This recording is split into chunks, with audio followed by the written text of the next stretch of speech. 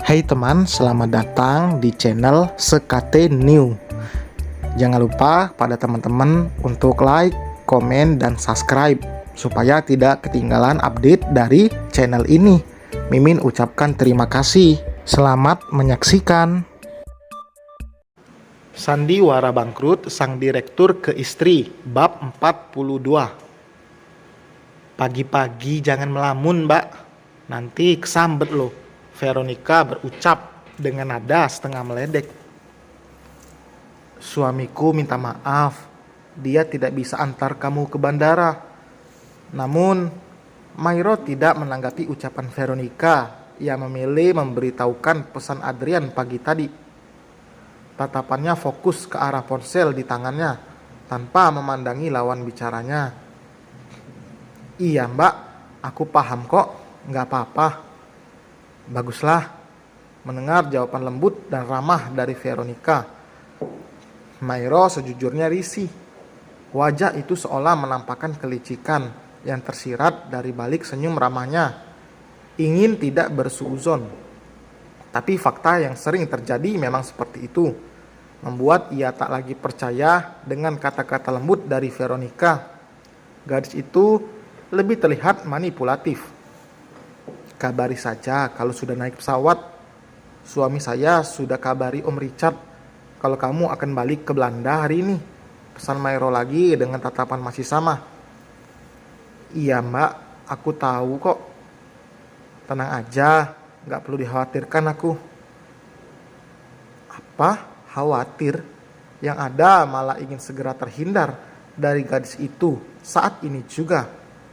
Mairo melirik Veronica sekilas, lalu masuk ke dalam rumah setelah memastikan dia sudah berlalu, yang sepertinya akan menghampiri taksi online di depan sana. Di sisi lain, saat ini Adrian tidak ingin menuruti nafsu emosi yang hanya akan merugikan diri sendiri.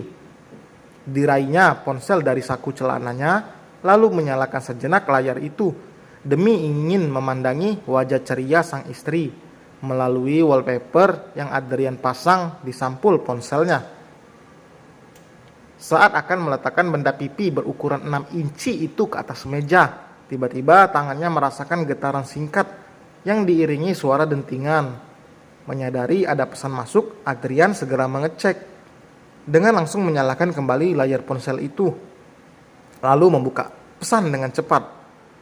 Ada rasa terkejut mendadak menghampiri Adrian saat ini. Pesan dengan nomor baru tanpa nama itu seketika menciptakan keheranan di dahinya. Sejak kapan ia menerima pesan dari orang asing tanpa foto jelas di sana? Rasa penasaran segera mempercepat gerakan tangan Adrian untuk memencet nomor asing itu untuk mengetahui jelas isi pesannya. Kamu masih ingat aku nggak? Pertanyaan konyol di pesan itu semakin menambah heran dalam hati Adrian. Karena tidak ingin pikirannya repot dengan menanggapi pesan tidak penting itu, Adrian pun kembali menutup aplikasi, lalu mematikan layar ponselnya segera. Sayangnya benda berlayar datar memiliki kembali getar sebanyak 2 kali, menandakan ada 2 pesan yang masuk. Lagi-lagi Adrian khawatir jika pesan itu dari Mairo yang bersifat penting. Soal pesan tadi, pasti itu hanya dari orang iseng yang salah mengirim pesan. Bisa ia cueki saja jika dari nomor itu lagi. Dan faktanya, pesan dari kontak tanpa nama itu lagi ternyata. Namun kali ini isinya lebih mencengangkan hati Adrian. Mas Adrian, gak ingat aku ya? Kok gak dibales? 2 pesan yang hanya berselisih waktu 1 menit itu semakin membuat Adrian heran. Dia tahu namanya. Itu berarti orang di seberang pesan itu mengenal dirinya. Tapi siapa? Apakah dia Naya? Tapi sepertinya tidak mungkin. Setahu Adrian, wanita itu masih di dalam penjara. Dengan ponsel siapa dia mengirim pesan? Tak ingin hanya bertanya-tanya sendiri tanpa mendapatkan jawaban pasti, Adrian membalas pesan itu cepat. Ditanyakan identitas orang di sana. Siapa tahu dia mau menjawab. Kita pernah tidur dalam satu ranjang loh mas. Masa kamu gak ingat? Jawaban Adrian. Jawaban dari sana semakin menambah Adrian bingung. Jam istirahat yang sudah berlangsung selama 10 menit akhirnya terlewatkan tanpa memenuhi niatnya untuk segera mengisi perut yang masih kosong sejak pagi. Siapa kamu? Jangan berani macam-macam pada saya.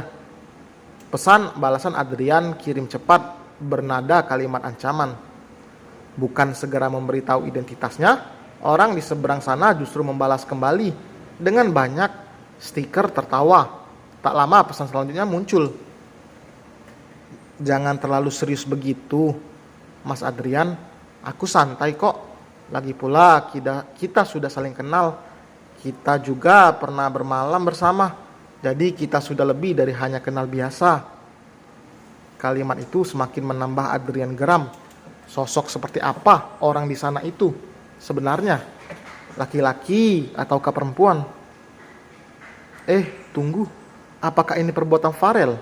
Apakah dia sengaja meneror dirinya supaya bisa mudah mengalahkan dengan dalih mengkhianati Mairo? Mengingat obrolan keduanya beberapa saat lalu yang sedikit panas. Jika benar, ini sungguh menjijikkan.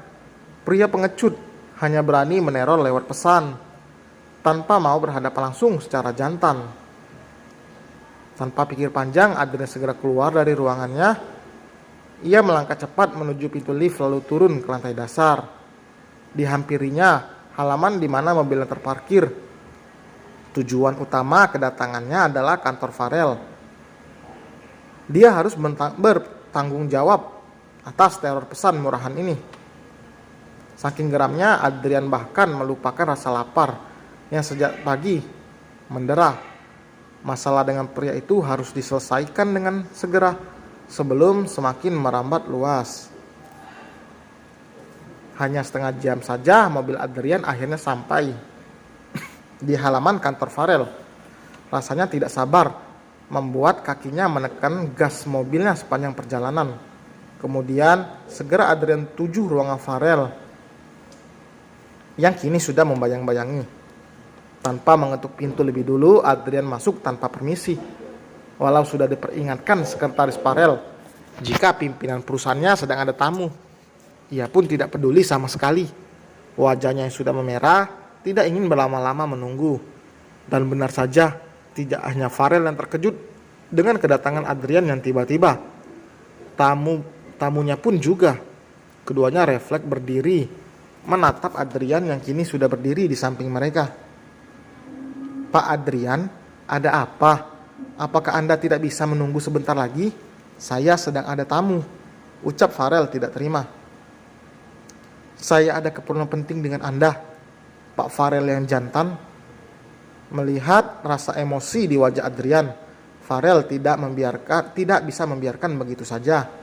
Ia akhirnya memilih menunda tamu utusan dari perusahaan lain. Dimintanya mereka untuk menunggu sebentar lagi di luar. Anda jangan pura-pura, Pak Farel. Pura-pura apa maksudnya, Pak Adrian? Apa yang saya lakukan pada Anda? Obrolan kita ini bahkan sudah berakhir, saut Farel tegas. Adrian merasa dipermainkan, segera menunjukkan pesan percakapan dengan orang misterius tadi, yang ia meyakini jika itu Farel. Sayangnya jawaban Farel tetap sama. Ia sedikit pun tidak pernah bersikap pengecut dengan mengirim pesan tanpa menghadapi langsung, apalagi sampai menutupi identitas. Tak lama, dentingan notifikasi kembali terdengar di ponsel Adrian. Sejenak ia menatap wajah Farel yang memang nampak kebingungan sebelum membuka pesan tanpa nama itu. Jika bukan dia, lalu teror pesan dari siapa yang Adrian terima? Dibukanya segera pesan yang sudah Adrian tebak jika itu berisi gambar. Sontak kedua bola matanya membulat sempurna karena membuka foto dari pesan yang Adrian terima itu. Ia tercengang hingga tidak bisa berkata apa-apa. Dan selesai teman, terima kasih telah mendengarkan. Kira-kira dari siapa nih pelakunya? Jangan lupa tulis di kolom komentar. Jangan lupa juga like dan subscribe bagi yang belum. Sampai berjumpa di bab berikutnya. Bye.